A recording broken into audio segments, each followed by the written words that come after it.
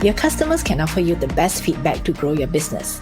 My guest today shared how she thought she was in the tech startup business, except that the customers didn't have a need for her tech.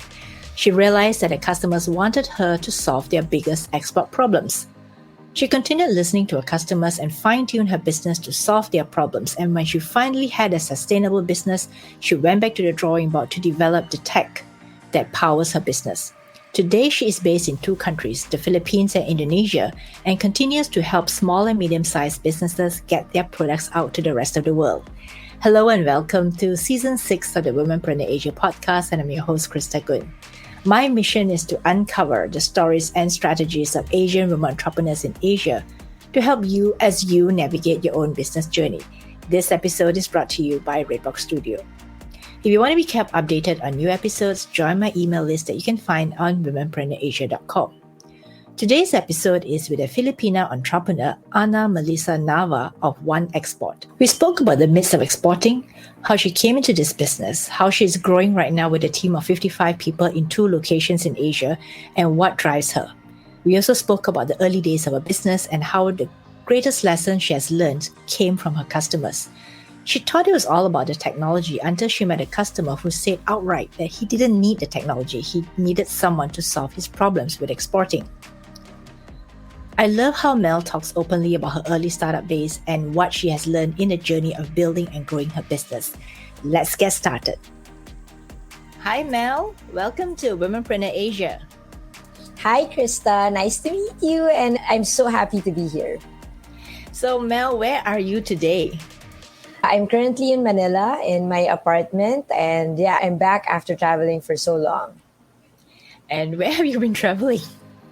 Oh, I fly in between Indonesia. We just opened an office in Indonesia officially last June. That was kind of when we got all of the documents.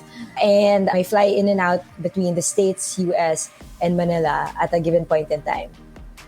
So Mel, we met because someone introduced you to be on this podcast. So now would be a good time to ask you, what business are you in? 1Export was really a business that started with compliance and trade, right? We wanted to help small businesses export. We wanted to help small businesses go cross-border, do cross-border trade. However, it was very difficult. Of course, in Southeast Asia, you would see that there's a lot of bureaucracy. You have to go in and out, back and forth to a lot of government agencies to really get to understand what you want. This is not just in the Philippines, not just in Indonesia, but I'm sure also for Malaysia, right? Where you really cannot get the answer in one go. You really have to ask a lot of questions, a lot of agencies, and you wanted to be able to streamline that. So we started on a compliance standpoint, and then we eventually went into the trading business where we would help find buyers for small businesses abroad. And then last year, we launched our logistics line, which is called Ship It. So really helping small and medium businesses ship out to wherever it is in the world. So right now, we are shipping to about 58 different markets, doing trading and logistics and compliance. And really, if you ask me what business we are in, it's really anything that has to do with cross-border trade. What we want to be able to do is to try and make that very easy for small and medium businesses. And why particularly small and medium businesses? Is there particular passion for this group of business owners? Yeah, I was a small business owner myself. I ran a clothing line back when I was working for a corporate company. And it was really because of that, I figured, a lot of these small businesses don't really have the opportunity to go cross-border because they don't know how or where to start. And they have a lot of questions that you normally just don't find online, right? And so, we said, if we make this easier for small and medium businesses, you could definitely help a sector of the economy that helps society, right? Because back then I was helping, say, people who were my seamstresses. I would help a bunch of seamstresses be able to create nice clothing, and then I would sell them online and offline. If we were able to empower these businesses, small businesses in particular, you could help grow the economy because you could help contribute to jobs, right? And so that was kind of what we were going for. And how long has it been since the time you started until now? So I started 1Export, officially registered it in 2016, but I was still working. Part of that was because I wanted to really commit to entrepreneurship, right? And say There's no turning back. I already registered. I'm already committed to this. It's like signing a marriage contract, right? And then eventually I was doing this on the side, like on the weekends or at night. And I think on April of 2017, I went full time. Also because I already registered the documents, but also, I told myself I was 29 at that time, right? I told myself that if I wanted to do this, the best time to do it was now.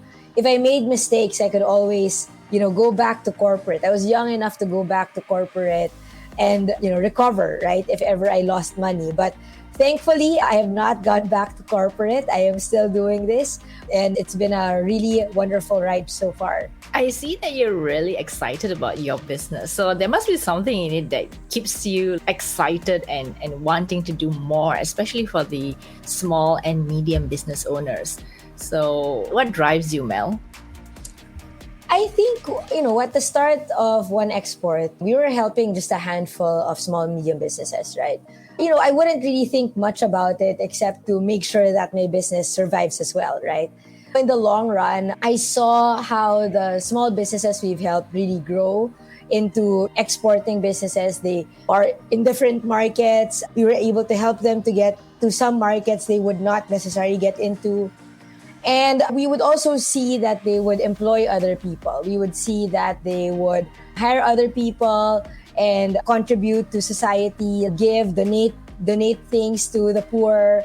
So I thought that was interesting because I saw an actual impact on, if we were able to do this, then therefore the impact would be this. And I particularly like the way, businesses impact lives, right? And it's not just about making money. And I really wanted to be able to do that in the long run, right? And so that's kind of why 1Export still keeps me excited. Sometimes even like the simplest of problems that we're able to solve for a customer, like things like they couldn't ship, but we were able to help them ship out.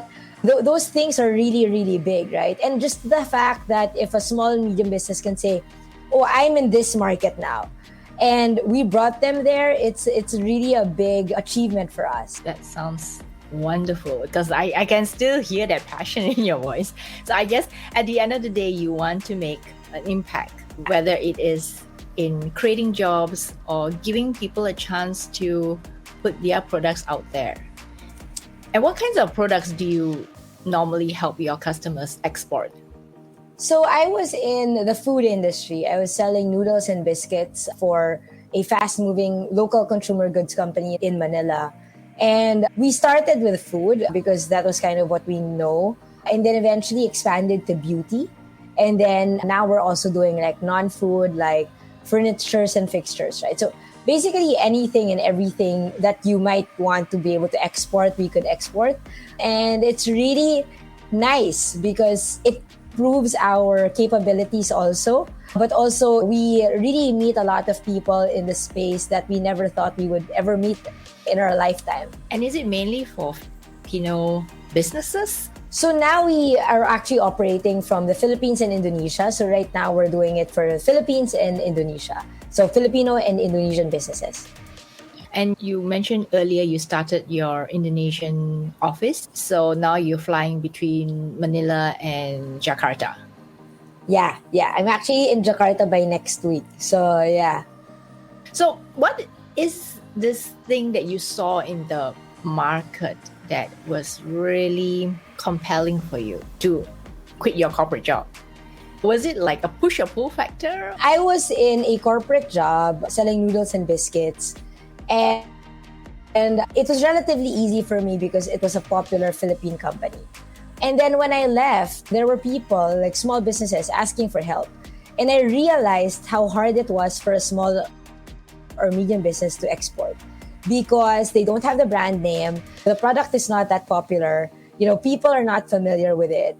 And so there were a lot of moving parts. And I said, if we made it easier, then we were onto something, right? Because if you make it easier and you help this business export, people will refer you and it'll be a sustainable business down the line. But yeah, what I saw was that it was particularly hard for small and medium businesses. They don't have the same opportunities. And I just wanted the opportunities to be the same. I wanted to level the playing field, so to speak, and to make it where small and medium businesses could bring their products abroad or bring their products to the global stage. When I was working for a corporate job, at that point, I was working for a consulting company, and we were basically helping larger or medium-sized businesses enter certain markets, right? So it was kind of the same, but I really had like a passion for the small guys, right? It's like you want to root for them. You want them to be successful because if they become successful, then everyone else succeeds. So that's kind of where I was at. It was just when I was working at my corporate job before I left, I was just more convinced to leave because I wanted to do something where I could scale what we were doing. Because obviously in consulting, you were on a one-to-one client relationship, right? So like I could only service one client at a time. Whereas, we wanted to be really helping a lot of small businesses at a given time. So that was really the push for that.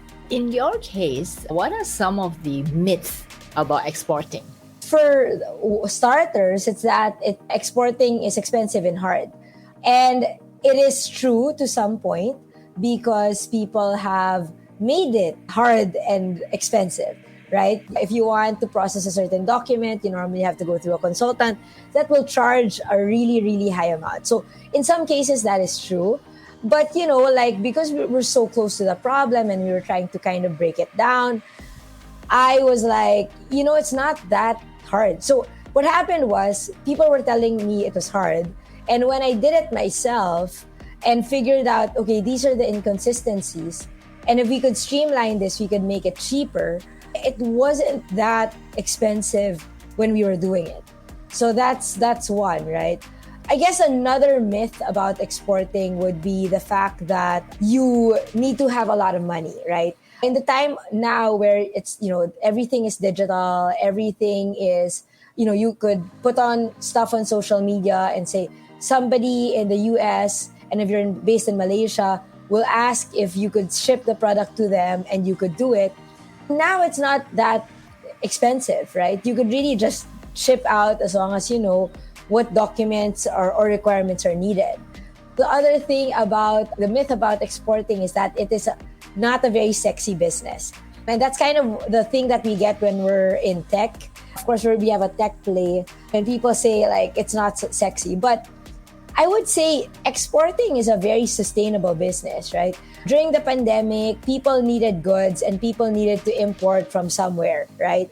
It's a pretty sustainable business because it's like, as long as you could deliver and you could churn orders at a given point in time, you will be able to really provide value to your customers and, of course, to your shareholders, right? And at the end of the day, sexiness about tech, I think it's a little overrated at this point, right? Like sustainable businesses at the height of like the pandemic and the recession are really what will matter in the future. And I think that's kind of like, I think basically that's the biggest myth I know. And when you first started 1Export, was it a tech company or was it purely for export without the tech part?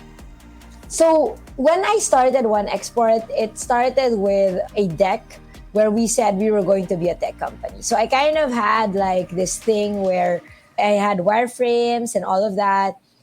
And the thing was, when I showed it to my customers, they were like, yeah, it's a nice tech platform. It's a nice concept, but you're not solving my problem. And therefore, I'm not going to pay you. So I had a customer say that. And that was what got me thinking. So, at that point, we were bootstrapped. And I asked him, okay, so what should I do? I said, what should I do so you pay me?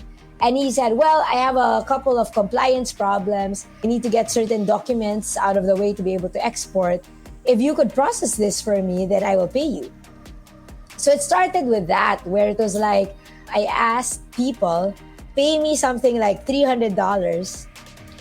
I will do anything export related that you need me to do. So basically, I am at your beck and call, but you have to pay me. And the problems were similar depending on the stage of your business, right? So if you were very new or very small, The problems would be in relation to compliance. You need to process documents. You needed to get a certain license in the United States if you wanted to export there. And then if you were a little bigger or more experienced, you needed buyers, right? So it started with that. And then eventually, if you were like micro and like social media evolved, as you've seen over the past 5 years, where people would ask, hey, do you ship abroad? Do you ship internationally? So smaller businesses who have like social media presence, all they need sometimes is just a logistics provider. And so we've been able to provide all of these opportunities for small and medium businesses at every stage that they need anyone to help them with cross-border trade. I think it's evolved that way. But again, we started initially with a tech thing. We actually had stuff coded, and then we realized like, oh, that's not what people need.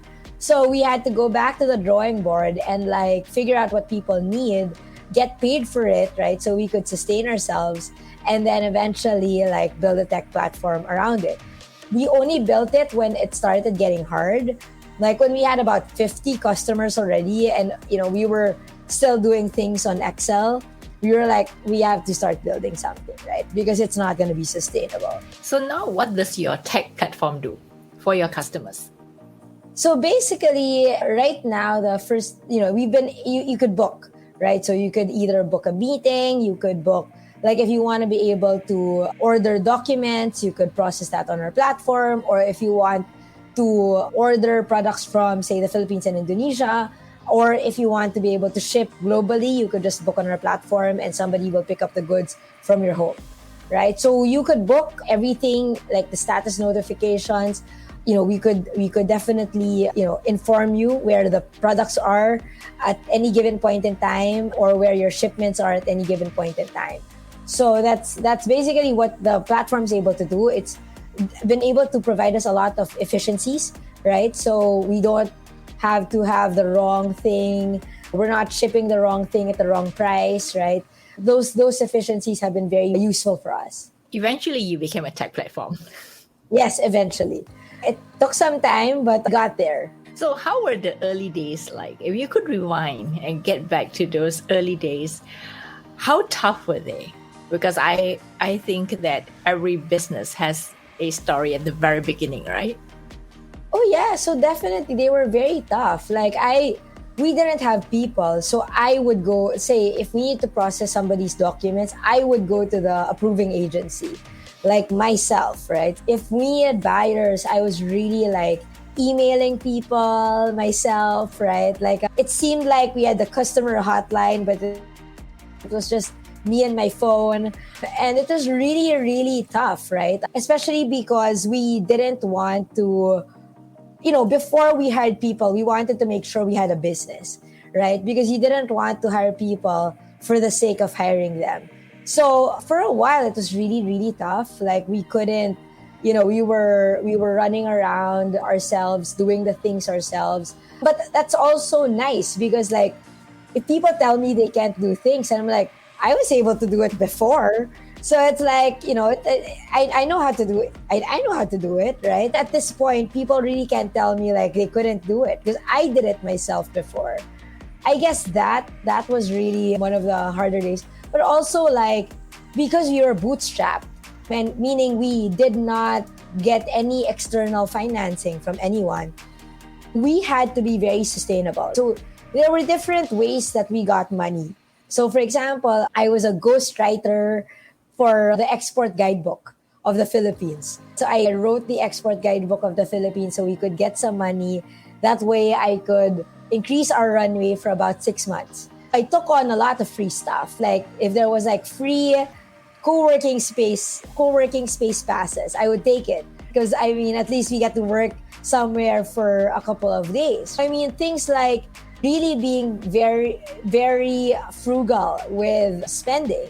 Like I would, of course now I could treat people to like restaurants, but back then I could only afford like food courts and we were happy with that. So those were like the early days.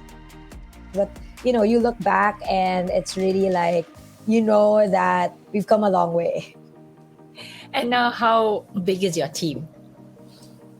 We have about 55 people across the Philippines and Indonesia. That's huge. Yeah, it's a tight operation. Yeah.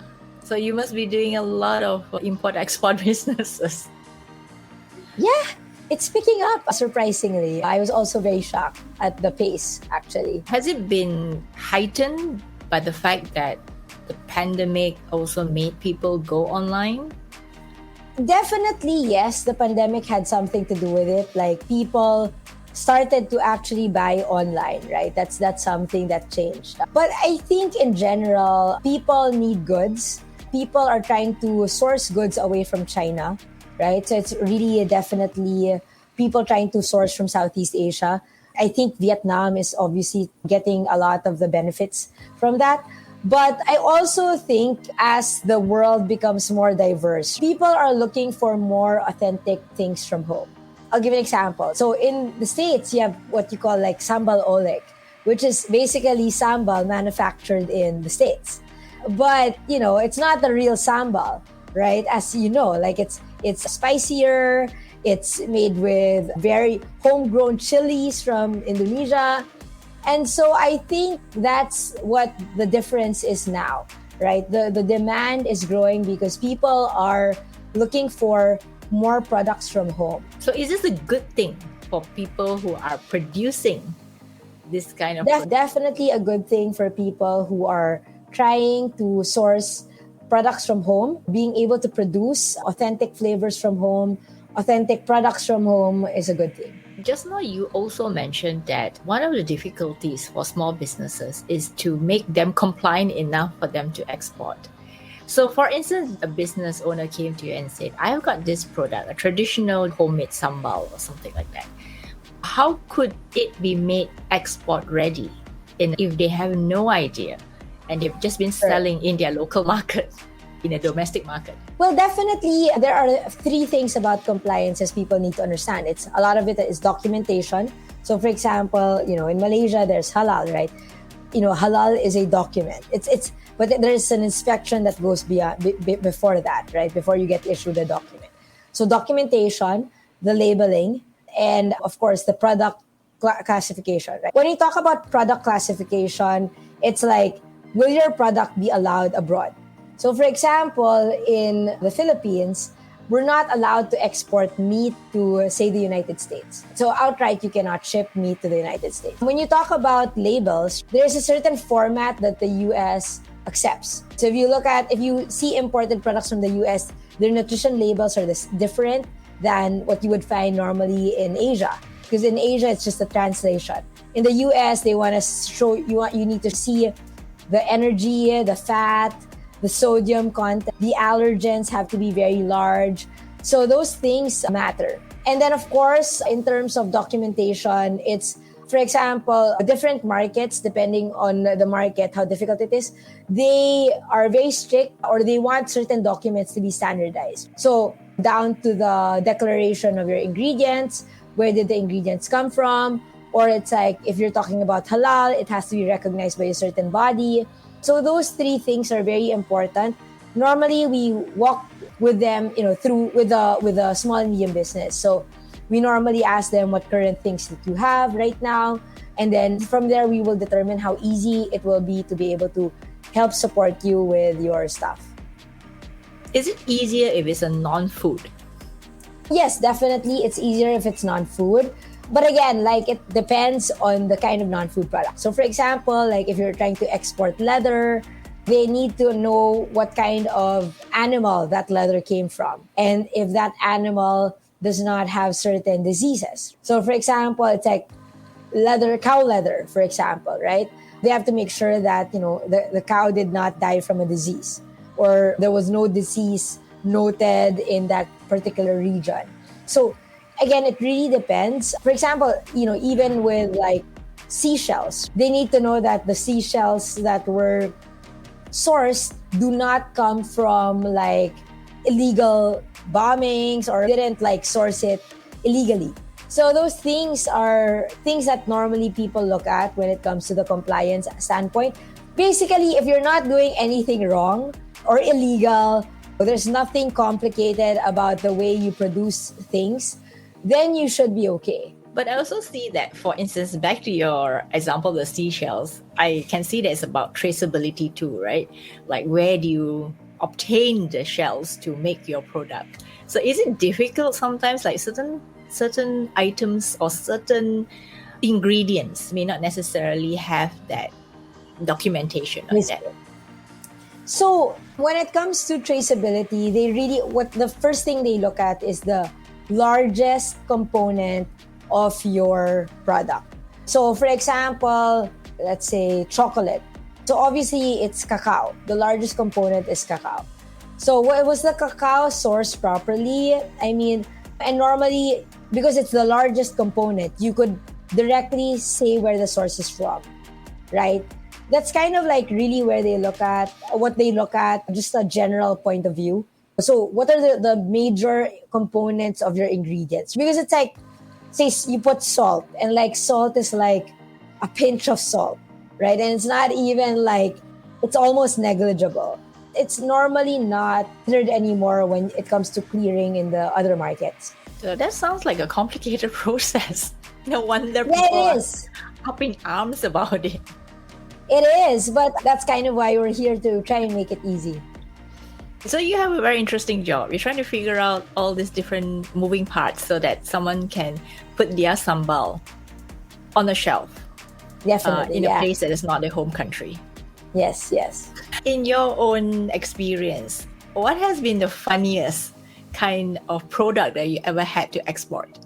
We've exported a lot of like interesting things. Normally, we will have to export anything and everything that's legal, right? So we don't, ship like drugs or prescription drugs or anything that is not allowed in that market. We've been asked to like export, for example, home cooked meals.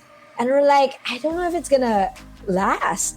So normally what happens is we don't accept them. But people have asked us to, ship like something from the Tupperware. And we're like, we couldn't do that if it doesn't go through a certain standard. So that's kind of like the weirdest we've ever had to export. Obviously, it's not weird if you're like traveling, right? Like if you're flying to the States and, you're there in 12 hours, it's fine, right?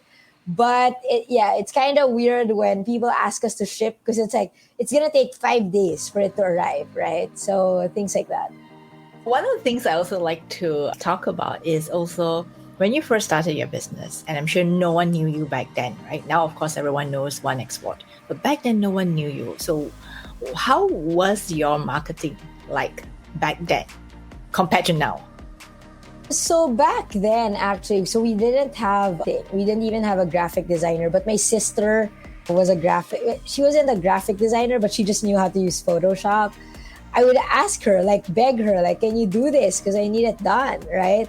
And so that would be like, she would be like grumpy about it because like, she was studying or she was probably working at that time, and she was like, she didn't want to do it, right? And she had to because I had no choice. Eventually, I learned how to do Photoshop. So for a while, I was kind of doing some of the stuff. And then eventually, we hired interns who eventually helped us out. And now obviously we have a okay marketing team. We have a great marketing team that like does all of our content, and now I don't have to do it. But I used to do it. Like I even showed the marketing team now like how like the logo I initially made for 1Export, and they were like, well, I'm glad you're not the person doing it. So my team is great, my marketing team is great, and they've been very agile even with all of the business models we have. So in terms of marketing now, what kinds of customers, are you still focused on the small and medium-sized businesses, or what kinds of customers are you looking at right now? Well, the business has evolved since, right? So we have like a shipping business now. We have a trading business, obviously, and we still work on small and medium businesses. So per segment, it's really different, but we use a lot of social media and we do a lot of events to be able to get the word out there. We also do a lot of like government partnerships as well, so that could spread what 1Export is to more people. So now that we've talked about your business, what's the vision for 1Export? Or what's the future for one Export? The goal for us is to always try to lower the cost and time to export, right? The cost and time to do cross-border trade. And for us, it's a lot of moving parts, we believe, right? You can't solve everything overnight, right? Even if you have the most advanced tech solutions, right? And so the way we do it is, how do we lower down the cost to ship, or how do we lower down the cost to trade? It's really first doing a lot of efficiencies within the company. The second would be to, buy in bulk, whether that be goods or shipping services, so that we could significantly lower down the cost of logistics.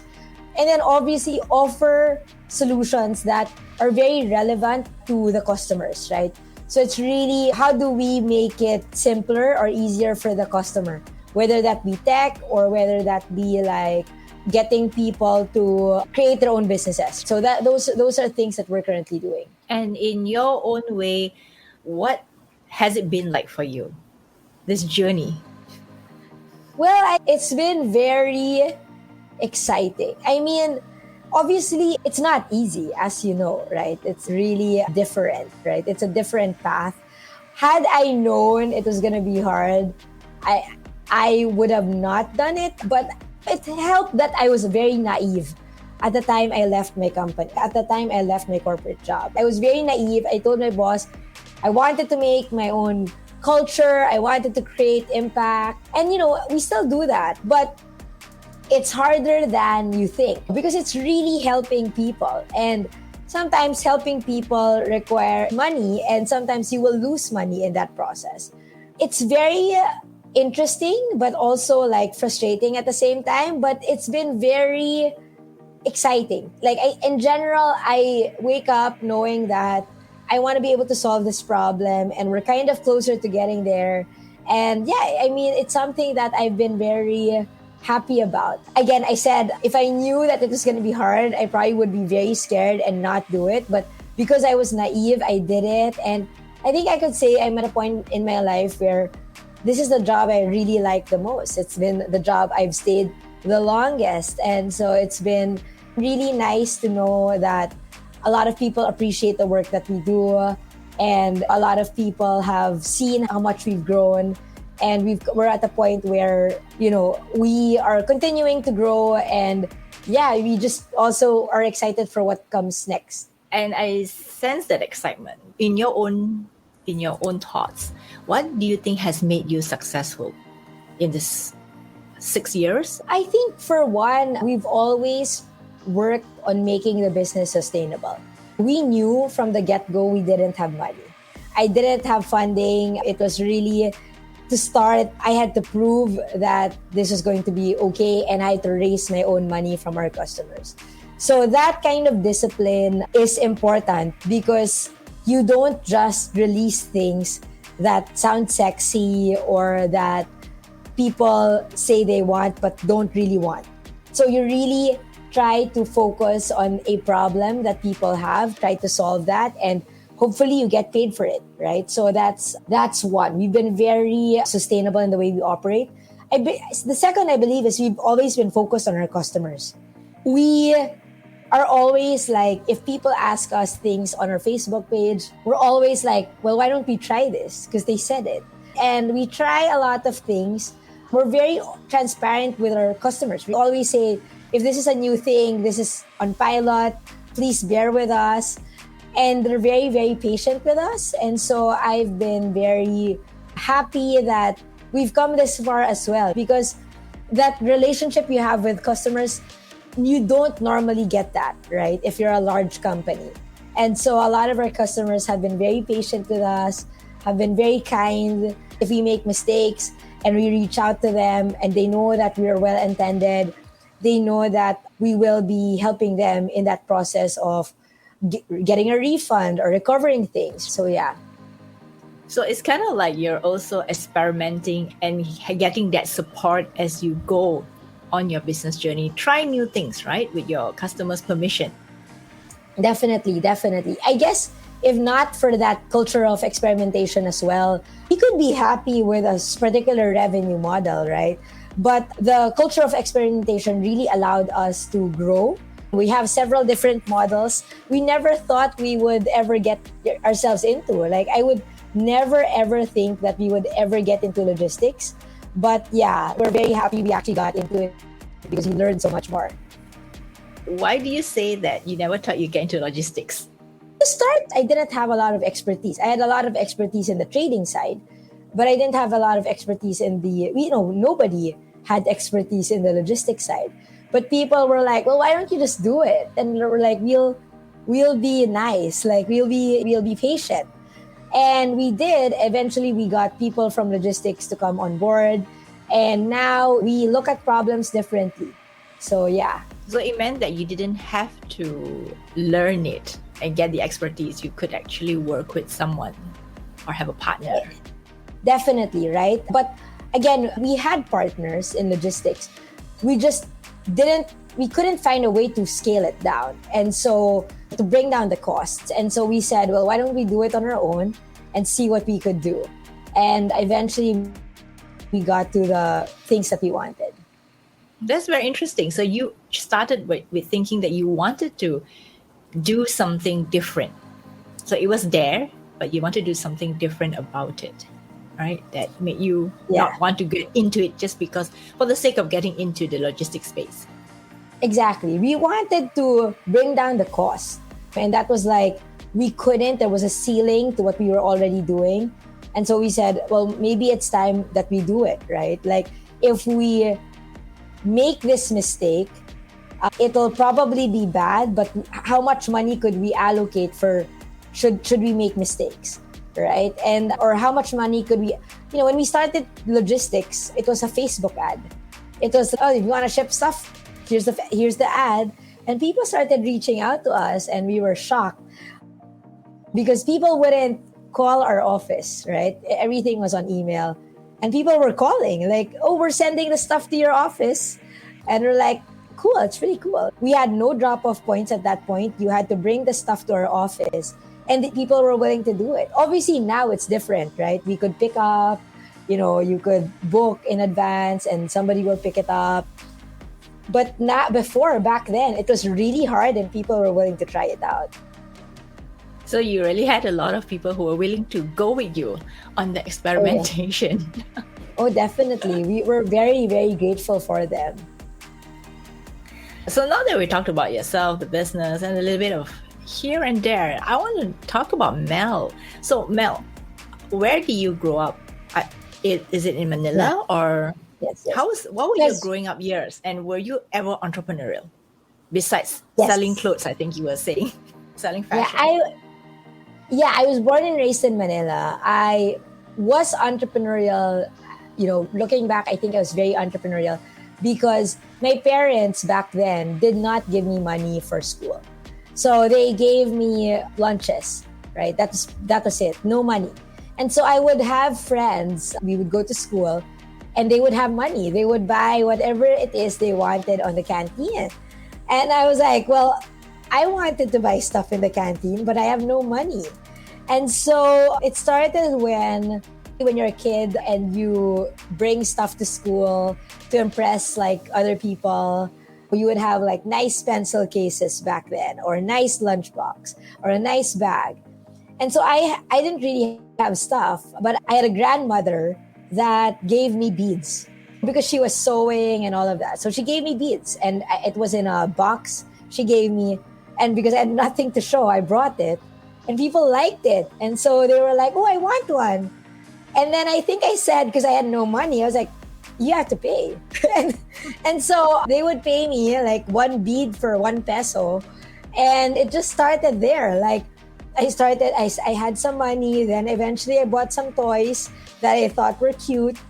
And then I would sell them in school and I would have money. And I would put, like at the end of the day, I would put money in my piggy bank.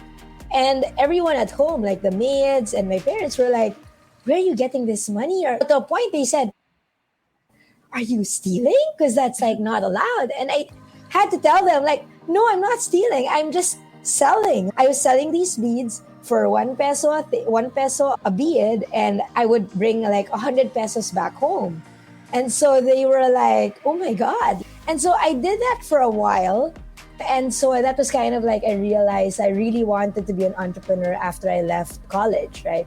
I was doing a lot of things in college as well. Like I was selling shirts, I was selling bags, I was selling accessories as well, right? And yeah, I mean, and then obviously after that stint, I finally got into the service and tech business, and I never really looked back. But I am helping that business, the businesses I used to be in before, right? So it actually started when you were a kid. Oh yeah, I started, I think, in first grade. Yeah. I think my parents knew I was going to be an entrepreneur. They were trying so hard that I won't be one because they're in corporate and they knew how hard it is to run a business. But I am here. I'm sure they're proud of you.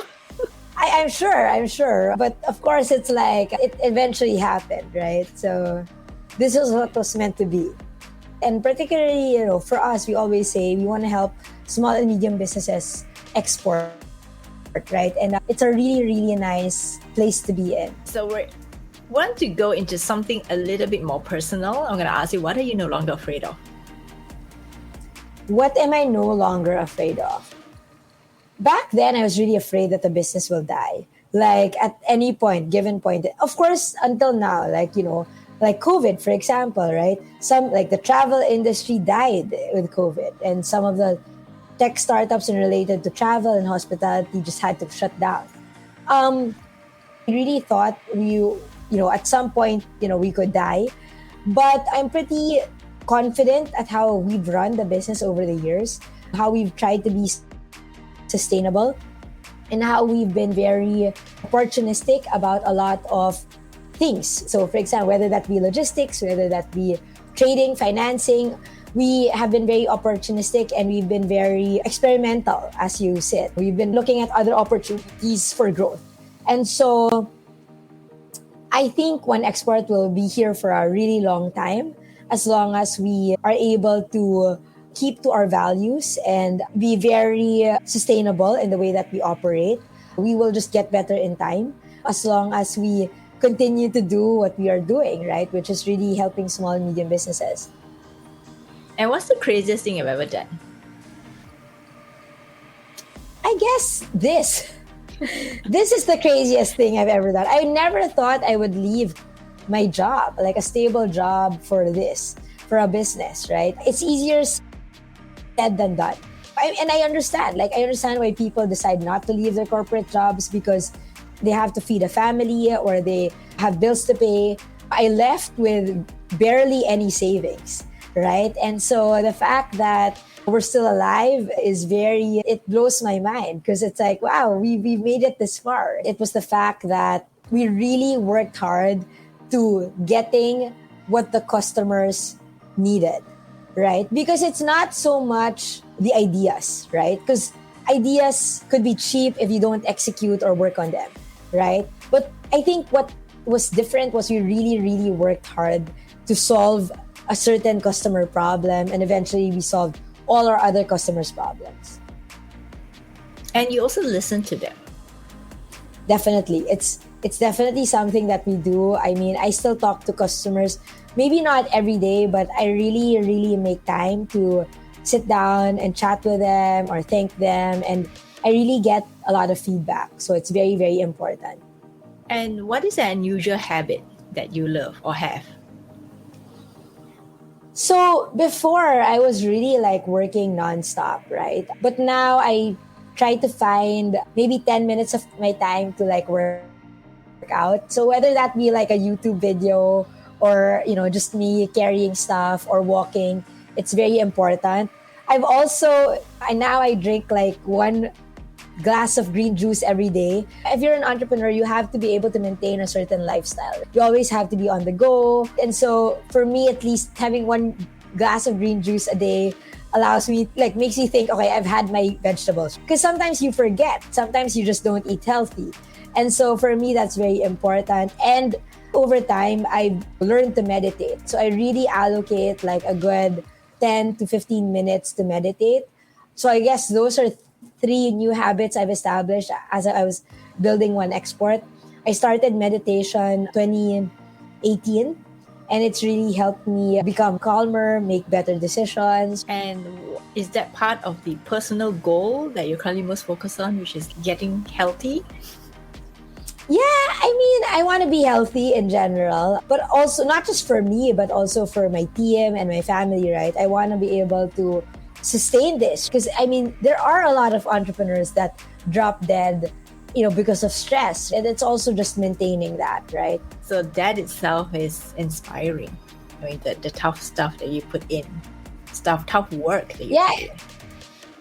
And I think, women in general are the ones handling the harder problems. Like, I mean, even at home, right? It's the woman doing a lot of the dirty work and we don't see it. So, I think that's what makes like female founders really different and strong.